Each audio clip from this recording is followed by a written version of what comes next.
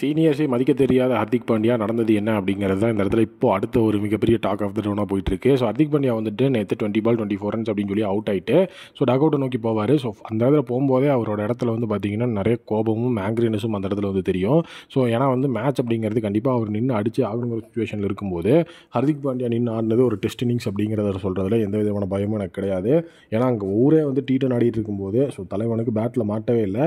First ball வந்து 6, அடுத்த பால் 4 அப்படின்னு சொல்லி ஸோ டோட்டலாக நல்ல ஒரு இன்னிங்ஸ் ஆரம்பித்து வேறு லெவலில் ஹர்திக் பாண்டியா மாதம் ஸ்ட்ரைக் கட்ட போகிறாரு அப்படின்னு நினைக்கிறப்போ ஸோ டோட்டலாக வந்து ஃபுல் அண்ட் ஃபுல் சிங்கிள் மட்டுமே ஆடி கொடுத்து ஸோ அந்த இடத்துல வந்துட்டு மொத்தமாக டெஸ்ட் இன்னிங்ஸ் ஆடிட்டு அவர் என்ன பண்ணிட்டார் அப்படின்னா பேட்டிங்கில் வந்துட்டு அவுட் ஆகிட்டு போனதுக்கப்புறமா எனக்கு சேர் வேணும் அப்படிங்கிற மாதிரி போய் அந்த இடத்துல வந்துட்டு மலிங்காவும் பொலாடும் இருப்பாங்க. ஸோ அவங்க தான் கோச்சஸ். அங்கே போய் கேட்டுட்டு இருப்பார். ஸோ அதை பார்த்தோன்னே ஃபஸ்ட்டு வந்து பொலாடு வந்து எந்திரிப்பார். அந்த இடத்துல வந்து தட்டி விட்டு வேணா நீர் நான் போகிறேன் அப்படின்னு சொல்லிட்டு மலிங்கா ரொம்ப டென்ஷனாகி அந்த இடத்துல இருந்து போகிற மாதிரியான images and clips and videos எல்லாமே வைரலாக போயிட்டு இருக்குது. ஸோ அந்த இடத்துல என்ன நடந்தது அப்படி ஏன்னா அந்த இடத்துல வந்து ஆடியோ ரெக்கார்ட் அப்படிங்கிறது எதுவும் கிடையாது. ஜஸ்ட் போஸ்டரை மட்டும்தான் பார்க்க முடிஞ்சுது. ஏன்னா வந்து பவுலிங் அப்படிங்கிறது ரொம்பவே சொதப்பியிருந்தாங்க எம்ஐயோட சைடில். ஏன்னா ஒரு மலிங்கா வந்து ஒரு பவுலிங் கோச்சாக இருக்கும்போது அந்த பவுலிங் எப்படிலாம் இருக்கக்கூடாதோ அதே மாதிரி தான் அந்த ஒரு பவுலிங் அந்த இடத்துல இருந்தது. ஸோ டோட்டலாக மலிங்காவை பொறுத்த வரைக்கும் அவர் ஆல்ரெடி வந்துட்டு லாஸ்ட் டைம் ராஜஸ்தான் ராயல்ஸோட சைடில் வந்து இருந்தார் ஒரு கோச்சிங் சைடில். அப்போ ட்ரெண்ட் பாலில் பவர் பிளேயில் போட்டு பொழந்துட்டு இருப்பார். அந்த ட்ரெண்ட் பால் இப்போ வரைக்கும் இருக்கார். ஸோ இப்போ ஜெராக் கோச் துஷாரானே நல்ல ஒரு பிளேயர்ஸ் எல்லாம் எடுத்து ட்ரைனிங் கொடுத்தோம்.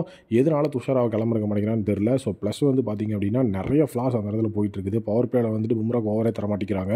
ஸோ ஒரு பவுலிங் கோச்சாக கண்டிப்பாக வந்துட்டு ரொம்ப அப்செட்டில் தான் இது வந்துட்டு நம்மளுடைய மலிங்கா இருந்திருப்பார். அதில் கண்டிப்பாக வந்து ஹர்திக் பாண்டியாவோட இந்த ஒரு ஆக்ஷனும் அவர் ரொம்ப காயப்படுத்திருச்சு. நீட்டாக வந்து எப்போவுமே அந்த ஆட்டிடியூட் அப்படிங்கிற ஒரு விஷயம் வந்து ஹர்திக் பாண்டியா வந்துட்டு ஸ்ட்ரகிள் பண்ணிகிட்டு இருக்குது அப்படின்னு நமக்கே தெரியும். ஸோ அதே மாதிரி ஒரு விஷயம் தான் இப்போ மறுபடியும் வந்து நடந்துட்டுருக்கு. ஸோ ஹர்திக் பாண்டியாவை பொறுத்த வரைக்கும் அவரோட ஆட்டிடியூட் நிறைய விஷயங்களை வந்து அவர் யோசிச்சு பண்ணணும்.